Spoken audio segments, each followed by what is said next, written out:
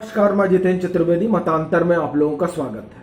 आज हम लोग बात बहन जी की करेंगे और बात अखिलेश यादव की करेंगे, मतलब बुआ की करेंगे और बबुआ की करेंगे। और बुआ जिस तरीके से समाजवादी पार्टी को उत्तर प्रदेश की सियासी राजनीति से बाहर धकेल नहीं रही हैं, धकिया रही हैं, उस पर हम लोग बात करेंगे। और बात उस परसेप्शन की करेंगे जिसमें यह कहा जा रहा था और कहा जा रहा है कि भाजपा चुनाव भाजपा बनाम सपा होगा। लेकिन पिछले अगर आप 1.5-2 महीने का एक तरीके से आप पॉलिटिकल घटनाक्रम देखें तो आप ये समझ जाएंगे कि दरअसल पूरे चुनाव में अखिलेश यादव या समाजवादी पार्टी कहीं दिखाई नहीं दे रही है। और बहन जी जो जिस तरीके का पॉलिटिकल मूव ले रही हैं, उस मूव में सपा कहीं ठहर नहीं रही है।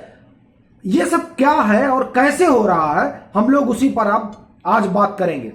अभी आपने खबर देखी होगी, सुनी होगी, नहीं सुनी है तो सुन लीजिए कि ये चर्चा है कि मुख्तार अंसारी कुनबे को बहन जी बसपा से बाहर धकिया रहे। ये जो वो कर रही है इसका बहुत बड़ा संदेश है। और ये संदेश इस बात का है कि देखिए जो बसपा है वो किस तरीके से राजनीति के अपराधीकरण से खुद को अलग करती है, राजनीति के अपराधीकरण में भरोसा नहीं रखती है और कानून व्यवस्था स्टेट में लागू रहे इसमें उसका यकीन है और इस दिशा में वो बढ़ रही है। इसलिए अगर आप भाजपा के अल्टरनेटिव के रूप में किसी को देखते हैं तो वो सिर्फ बसपा हो सकती है। यह संदेश वो देने की कोशिश कर रहे हैं।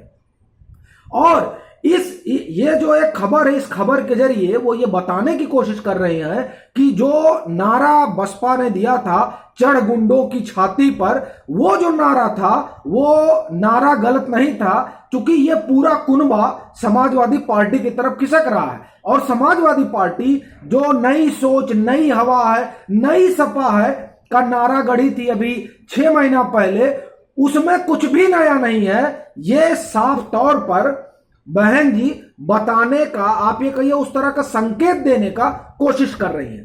तो एक तो ये हुआ, आप देखिए कि आप जाइए और सीएसडीएस के आंकड़े निकाल लीजिए उत्तर प्रदेश चुनाव के। उत्तर प्रदेश के चुनाव में सबसे बड़ा मुद्दा रहा है law and order. Law and order अगर ठीक रहे समाजवादी पार्टी में तो लोग समाजवादी पार्टी के साथ खड़े होते, लेकिन समाजवादी गई तो लॉ एंड ऑर्डर का कारण राजनीति का अपराधीकरण। राजनीति के अपराधीकरण का एक लंबा इतिहास रहा है हिंदुस्तान की राजनीति में और उत्तर प्रदेश की राजनीति में। जानकार मानते हैं कि हिंदुस्तान की राजनीति में राजनीति का अपराधीकरण संजय गांधी से वो लोग मानते हैं, शुरू मानते हैं वहां से, और उत्तर प्रदेश में समाजवादी पार्टी से मानते हैं। इस पर तमाम लेख हो चुके हैं, कई रिपोर्टें हो चुकी हैं, उसमें मैं आपको कुछ अलग से नहीं बता रहा हूं। आप जाकर देख सकते हैं इंडिया टुडे जो 89-90 में उसकी जो रिपोर्ट हुई है, 91-92 में जो रिपोर्ट हुई है, उन रिपोर्टों को आप देखिए कि किस तरीके से प्रश्रय दिया गया। और उसके बाद में तमाम पूरा वो इतिहास है जिसमें आप जाइएगा, खंगालिएगा तो बहुत चीजें आपको मिलेंगी। तो ये जो एक संदेश पहले से था उसको रिवाइव करने की बहन जी कोशिश कर रही हैं कि समाजवादी पार्टी इस तरह की पार्टी है, ये भूलिएगा नहीं। भले वो नई सोच है, नई हवा है, नई सपा है का नारा देते हैं, लेकिन उसमें कुछ भी नया नहीं है। और अब ये लोग कहने लगे हैं, क्योंकि 2012 से 17 के बीच में जिस तरीके से एक परसेप्शन गढ़ा था अखिलेश यादव की सरकार ने, खुद अखिलेश यादव ने, कि नहीं हम जो पुरानी सपा है उससे अलग है। और जिस तरीके से मुख्तार अंसारी बंधुओं के लिए उनके गेट के दरवाजे बंद हुए थे और फिर उनको बर्खास्त कर दिया गया था, तब एक अलग तरीके की छवि उभरी थी।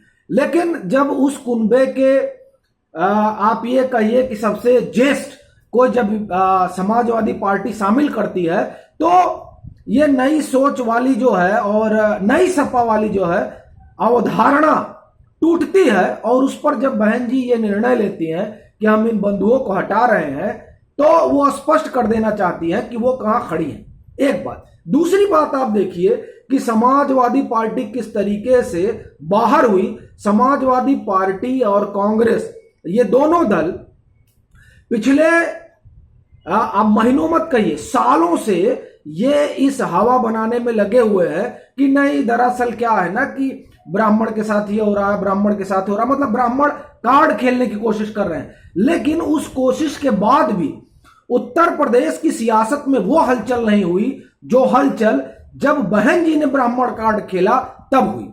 आप देखिए किस तरीके से सतीश चंद्र मिश्रा ने प्रबुद्ध सम्मेलन किया और उसके बाद में सपा उनकी पीछे लग्गू बन गई। देखिए, हम भाजपा की बात इसलिए नहीं करेंगे क्योंकि भाजपा सत्ता में है और सारे आरोप भाजपा पर ही हैं, तो भाजपा पर बात करने का कोई मतलब नहीं रह जाता है। तो पहली चीज गुंडागर्दी, और दूसरी चीज ये जो ब्राह्मण कार्ड सपा खेलना चाहती थी उसमें बहन जी ने उसे फुस कर दिया। आप ये देखिए, ये ब्राह्मण कार्ड 2 साल से खेल रहे थे, लेकिन एक बार बहन जी ने ब्राह्मण कार्ड खेला, प्रबुद्ध सम्मेलन शुरू किया, तो सारे के सारे सपा और जो तमाम दल हैं उसमें कांग्रेस खुद, ये सब लोग लग गए कि नहीं नहीं हम बड़े पैरोकार हैं, हम बड़े पैरोकार हैं। तो ये आप अगर ये 2 अभी हाल की घटनाएं हैं, इन 2 घटनाओं को अगर आप देखिए तो आप इस चीज को समझेंगे कि किस तरीके से बहन जी नैरेटिव सेट कर रही हैं समाजवादी पार्टी को चुनाव से बाहर करने के लिए। फिर आप देखिए किसान महापंचायत, 5 सितंबर की जो किसान महापंचायत हुई उसमें उन्होंने एक बात स्पष्ट कर दी कि ठीक है, आपने भाईचारे का नारा तो दिया, लेकिन इस नारे के बीच आपने 2013 के दर्द को कुरेदा है। ये जबरदस्त, ये आप बहुत पॉलिटिकल बयान है। फिर जिस तरह से वो ये संदेश देती है कि हमको ये करना है और हमको वो करना है, ये सारी चीजें ये बताती हैं कि जो पिछले 2, 2.5, 3 महीने का उनका अपना मूव है, उस मूव ने भैया बबुआ के साथ खेला कर दिया है और उनको उस चुनावी बिसात से बाहर ढकेल दिया है जिसका वो अपने आप को सबसे बड़ा दावेदार मान रहे थे। चलते हैं, फिर मिलेंगे एक नए मसले के साथ, तब तक के लिए राम राम।